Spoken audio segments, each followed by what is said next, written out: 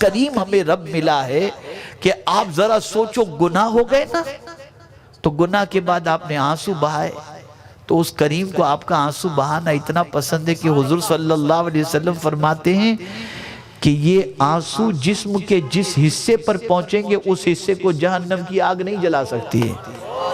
اے گانے سن کر رونے والو، اے غزلیں سن کر رونے والو، اے ایموشنل سین دیکھ کر کے رونے والو، اللہ کے خوف سے رو تاکہ یہ آنسو تمہاری نجات کا سامان بن جائے۔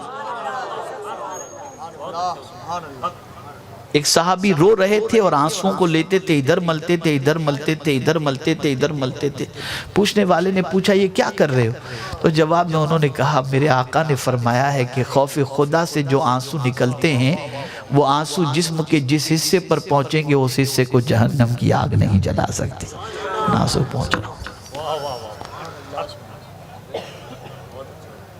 گناہ ہو جائے، بشر ہیں، فرشتے تو ہیں نہیں، قدم پھسل سکتے ہیں، گناہ ہو سکتا ہے، لیکن گناہ بے چین کر دے، کھانا چھٹ جائے۔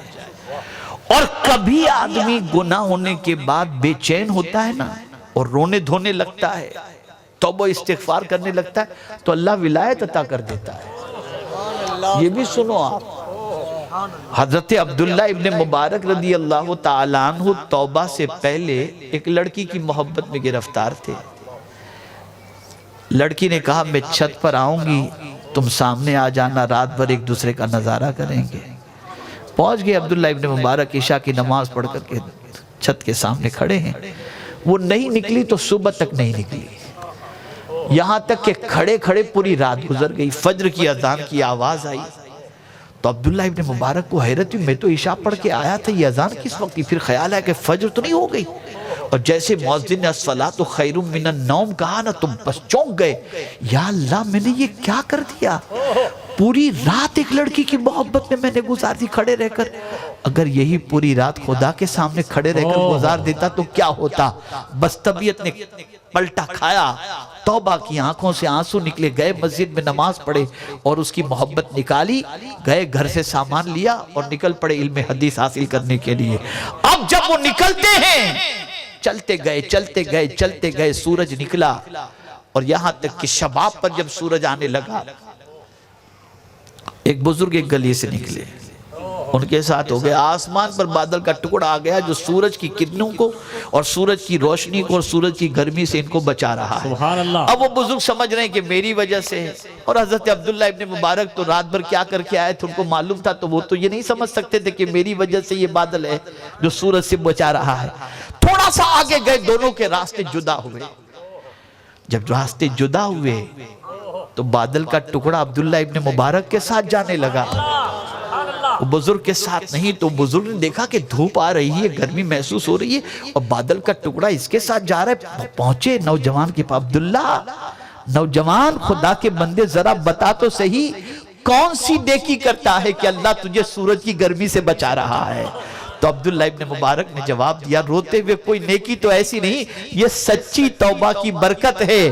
میں یقین رکھتا ہوں کہ آج اس نے سورج کی گرمی سے بچا لیا، اس سچی توبہ کی بنیاد پر جہنم کی آگ سے بھی مجھے بچا لے گا۔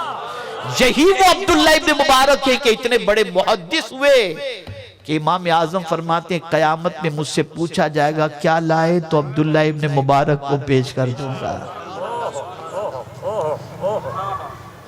گناہ کا کھٹک، گناہ کی کھٹک دل میں پیدا ہو، توبہ کر لو، استغفار کر لو، معافی مانگو، کھانا چھوڑ دو، کھانا چھوڑ دو۔ مجھ سے کیسے گناہ ہو گیا؟ ایسے ہیں بہت سارے نوجوان ہیں، بہت سارے۔ اللہ نہ کرے کبھی گناہ سرزد ہو جائے، بے چین طبیعت ہو جانی چاہیے، یہ کیسے ہو گیا؟ یہ میں نے کیا کر لیا؟ یہ میں نے کیا کر لیا؟ یہ نہیں وہ جوانی کتنی اچھی تھی، اب بڑھاپے میں تو کچھ نہیں کر سکتے، وہ کالج کی زندگی کتنی اچھی تھی، کیا موج مستی کرتے تھے، معاذ اللہ۔ یہ کہاں سے سیکھا ہے لوگوں نے؟ بلکہ ام المؤمنین حضرت عائشہ صدیقہ رضی اللہ تعالیٰ عنہ نے آقا کریم صلی اللہ علیہ وسلم سے پوچھا، یا رسول اللہ صلی اللہ علیہ وسلم کوئی ایسا بھی بندہ ہے جس سے قبر میں سوال جواب نہیں ہوگا۔ سرکار نے فرمایا ہاں عائشہ، جو اپنے گناہ کو یاد کر کے روئے نا، اس سے قبر میں سوال نہیں ہوگا۔ گناہ کو یاد کر کے رو، گناہ کو یاد کر کے رو۔